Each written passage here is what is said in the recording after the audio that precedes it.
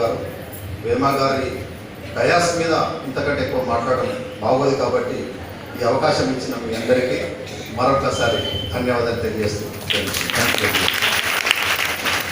అమ్మవారు ఇచ్చిన నాకు ఒక వరం ఏంటంటే నేను అందరికీ చెప్తాను, పుట్టినావు గిట్టినావు కాదయా నీవంటూ చరిత్ర సృష్టించాలి. చరిత్రలో ఒకడు గాంధీ తాత ఉండేనట, ఆయన ఉండేనట, ఈయన ఉండేనట కాదు, నీ గురించి చెప్పుకునే ఒక్క లైన్ అయినా చరిత్రలో ఉండాలి అని ప్రతి ఒక్కరు మనం ఆలోచించాలి.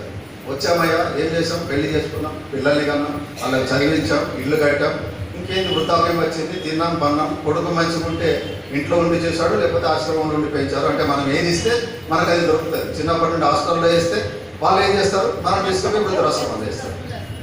మనం ప్రేమనిస్తే వాళ్ళు మనకు ప్రేమిస్తారు. మనం ఇతరుల నుంచి ఏదైతే ఆశిస్తున్నామో అది మనం ఇవ్వడం నేర్చుకోవాలి. ఫస్ట్ నాకు రెస్పెక్ట్ కావాలి, నేను ఇవ్వాలి ముందు రెస్పెక్ట్.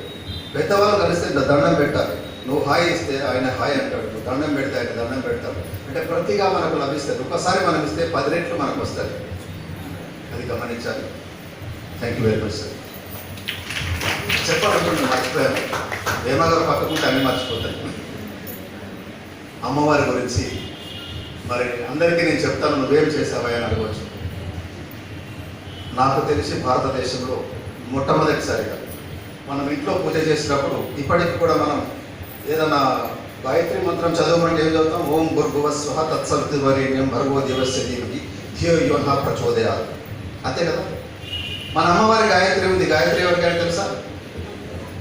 ఓం వాసవాంబాయ విద్మహే కుసుమపుత్రై చ ధీమహి తన్నో వాసవి ప్రచోదయాత్. ఓం వాసవాంబాయ విద్మహే కుసుమపుత్రై చ ధీమహి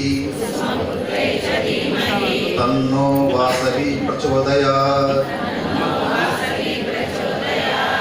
కేవలం ఆ గాయత్రి మంత్రం చాటింగ్ తోటి ఫస్ట్ ఆడియో సీడీని నేను తయారు చేసి వాసవి క్లబ్ ఇంటర్నేషనల్ ఐకాన్లో ఇనాగ్రేషన్ చేయడం జరిగింది. దాన్ని మా అమ్మాయి పాడడం జరిగింది. అక్కడికి నాకు తృప్తి కాలేదు. ఒక్క గాయత్రి మాత్రమే చెప్తున్నాం. మరి అమ్మవారి చరిత్రను చాలా సందర్భాల్లో, అనేక సందర్భాల్లో ప్రపంచమంతా తిరగలేవు కాబట్టి యావత్ ప్రపంచం మన అమ్మవారి గురించి తెలుసుకోవాలన్న సదుద్దేశంతో నేను అడిగాను గురుగారు, మరి ఇలా ఏం చేద్దామంటే, మీరు సీడీ తీస్తానంటే నేను స్క్రిప్ట్ ఇస్తానని చెప్పి తను స్క్రిప్ట్ ఇవ్వడం జరిగింది. ఆ స్క్రిప్ట్ మొత్తం మీ దగ్గర ఉన్న పెనుగొండ టెంపుల్లో ఇంతవరకు కెమెరా ఎవరు పెట్టలేదండి. గర్భగుడిలో అమ్మవారి దయతోటి నేను సినిమా వాళ్ళతోటి, షూటింగ్ వాళ్ళతోటి తీసుకొని వచ్చి 5D కెమెరాతోటి మొత్తం జనరేటర్ యూనిట్ అన్నీ తీసుకొని పోయి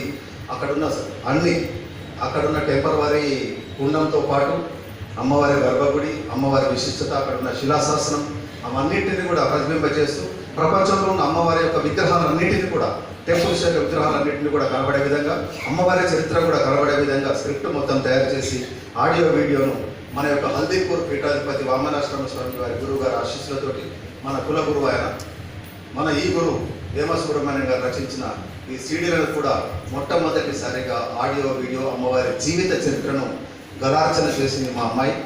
నేను ప్రొడ్యూస్ చేసి తీయడం జరిగింది.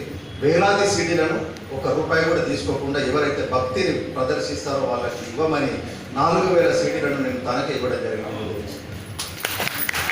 ఆయన ఎక్కడ చేస్తూ అమ్మవారి యొక్క చరిత్రను ప్రపంచవ్యాప్తంగా చేస్తున్నారు. అమ్మవారి యొక్క కరుణ నాకే కాదు మీకు అందరికీ ఉండాలని ఆశిస్తున్నాను. ధన్యవాదాలు.